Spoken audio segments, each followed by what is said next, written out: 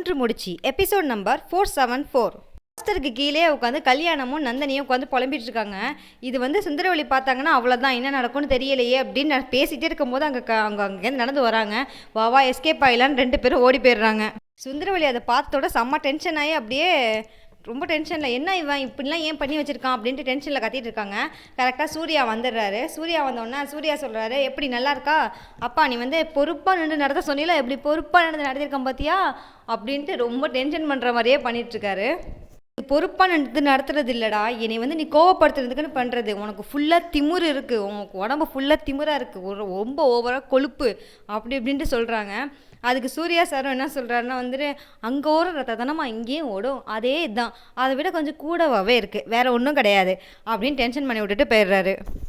மாதவியோட ஹஸ்பண்டை போஸ்டர் கீழே நின்றுக்கிட்டு, இதே மாதிரி நம்ம ஒரு பேன் வைக்கலாமா, இல்லைனா புதுசாக பேசாமல் பிடிச்சி எரிச்சு விட்டுடலாமா இதை அப்படின்லாம் பேசிகிட்டு இருக்காங்க. இவங்க 2 பேரும் இப்படி பேசிகிட்டு இருக்கும்போது காரில் வந்து யாரோ புதுசாக வந்து இறங்குறாங்க.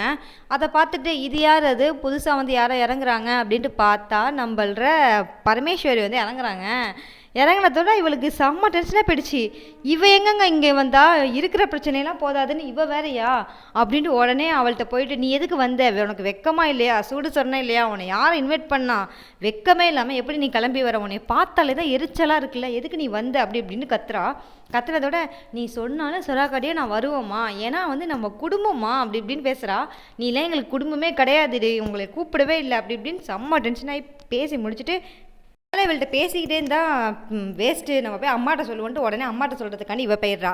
இன்னொன்று ஒரு பக்கம் என்ன நடக்குதுன்னா, மேலே வந்து சூர்யாவும் நந்தினியும் இருக்காங்க. நந்தினி வந்து என்ன பண்ணுறாங்கன்னா பேசவே இல்லை, ஏன்னா அவங்க தான் கோவமாக இருக்காங்களே, இவங்க ஏன்னா இன்னும் கொஞ்சம் வந்து அங்கே கீழே உள்ளவங்களை எல்லாரையும் கோவப்படுத்திட்டு இருக்கீங்க அப்படிங்கிறதுனால அவங்க பேசவே இல்லை.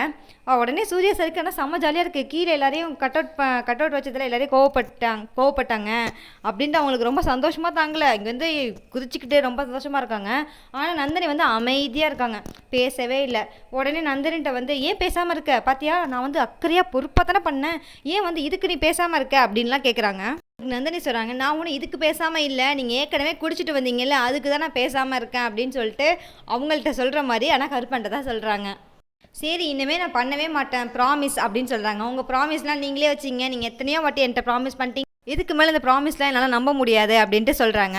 உடனே சரி இப்போ நான் என்ன செஞ்சால் நீ நம்புவேன், சரி சொல்லு நான் அதை செய்கிறேன் அப்படின்னு சொல்லி தரேன். சரி சூளம் ஏற்றி அதில் நீங்கள் சத்தியம் பண்ணுங்க, நான் உங்களை நம்புறேன்னு சொல்லி தரேன்.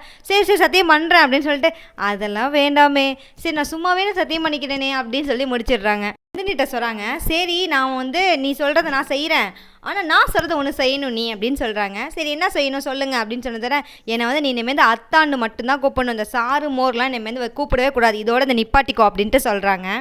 நந்தினியும் வந்து எதோ சமாளிக்கிறாங்க, நீங்கள் வச்சு குடிக்கிறத நிப்பாட்டிங்க, அதை நாங்களால நம்ப முடியாது அப்படி இப்படிலாம் சொல்கிறாங்க. நான் வந்து குடிக்கிறத நிப்பாட்டணும்னா நீ இப்படி சொன்னால் மட்டும்தான் நான் நிப்பாட்டுவேன் அப்படின்னு சொல்லி முடிச்சிடுறாங்க. அவங்களும் அத்தான்னு கூப்பிட்டுடுறாங்க. கூப்பிட்டதோட அவங்களுக்கு ரொம்ப சந்தோஷமாக தாங்கலை. சரி ஓகே சரி என்ன கீழே வரதுக்கு என்ன ட்ரெஸ்ஸு போட்டிருக்க, ஏன்னா இந்த ட்ரெஸ் தான் போட்டிருக்க, ஏன் இந்த ட்ரெஸ்ஸுக்கு என்ன குறைச்சேன்னு கேட்குறாங்க. 90ஸ்லேருந்து அப்படியே எந்திரிச்சு வந்த மாதிரி இருக்குது, இந்த ட்ரெஸ்லாம் தயவு செஞ்சு மாற்றிட்டு நான் ஒரு ட்ரெஸ்ஸை உனக்கு எடுத்து கொடுத்தேன்னு அந்த ட்ரெஸ்ஸை போட்டுட்டு வா, அப்படின்னு நீ ஏஞ்சல் மாதிரி இருக்கணும் சரியா, எல்லாரும் அப்படியே உன்னை பார்க்கணும், அதே மாதிரி இருக்கணும் நீ அப்படின்ட்டு ரொம்ப ஆசைப்பட்டு அதை கையில் கொண்டு போய் கொடுத்துட்டு, சரி நான் கீழே போகிறேன் நீ வந்துடு ரெடி ஆகி அப்படின்ட்டு கிளம்பிட்டாங்க. கீழே போனால் அங்கே பரமேஸ்வரி வந்து எல்லாட்டையும் அப்படியே உறவு ஒட்டி கொண்டாடிக்கிட்டு இருக்காங்க அங்கே. அதை வந்து சூர்யா பார்த்துட்டு சரியான கோவம் போயிட்டு இவங்களை யார் உள்ளக்க விட்டா, வெளியே போக சொல்லுங்கள் டேடி, வெளியே போக சொல்லுங்கள், இவங்களெல்லாம் எதுக்கு வச்சுக்கிறீங்க, இவங்கெல்லாம் வந்தாலே சரியான நம்மளுக்கு சரிப்பட்டு வராது, வெளியில் போக சொல்லுங்கன்ட்டு கற்று எடுக்கிறாங்க. அப்படி இருந்தும் அப்புறமேல தான் அவங்க அப்பா வந்துட்டு, இந்தருப்பா நீ வந்து டென்ஷன் பண்ணாதப்பா, டென்ஷன் ஆகாத விடு, இவ வந்து வேணுக்குன்னு தான் பண்ணுறா, இதுக்கு மேலே நம்ம ஃபேமிலிஸ்லாம் வச்சுக்கிட்டு எல்லோரும் கல்யாண நேரத்தில் வந்து சண்டை போட்டு இருக்க முடியாது, அதை அப்படியே பேசாமல் விட்டுரு, இவ பாட்டிக்கு பேசாமல் இருந்துட்டு போகிறா அப்படின்னு சொல்லி அவங்கள அமைதியாக கூல் பண்ணி அவங்கள அனுப்பிவிட்டு விடுறாங்க. இன்னொரு பக்கம் என்ன நடக்குதுன்னா, அந்த ரஞ்சித் இருக்கான பொறுக்கி பையன் அவன் என்ன பண்ணுறான்னா, நந்தினி ரூமுக்கு வந்து அந்த கேமராவை விட்டுட்டான். அந்த கேமரா வந்து கரெக்டாக அந்த நந்தினி ரூமில் வந்துருக்கு. அவங்க ட்ரெஸ் மாற்றுறேன்னு சொல்லிட்டு தானே போனாங்க, அது கரெக்டாக ட்ரெஸ் சேஞ்ச் பண்ணுறதுக்கானே அவங்க ரெடியாக நிற்கிறாங்க. உடனே இந்த ரஞ்சித்தும் எப்போ ட்ரெஸ் மாற்றுவான்ட்டு அப்படி அசிங்கமாக நாக்க தொங்க போட்டுட்டு உட்காந்துருக்கான் பைத்தியக்கார பையன். பரமேஸ்வரி வந்திருக்கால, எதுக்கு வந்திருக்கான்னா இங்கே எல்லாத்தையும் ஆள் செட் பண்ணி தான் வந்திருக்காங்க. ஏன்னா வந்து எதுலையாவது விஷத்தை கலந்து யாருக்காவது ஏதாவது செஞ்சுடணும், இல்லை வந்து இந்த கல்யாணத்தை எப்படியாவது நடத்த விடாமல் ஆக்கணும் அப்படின்ட்டு அவங்களோட திட்டத்துக்கு வந்திருக்காங்க. என்ன நடக்க போகுதுன்னு தெரியலை.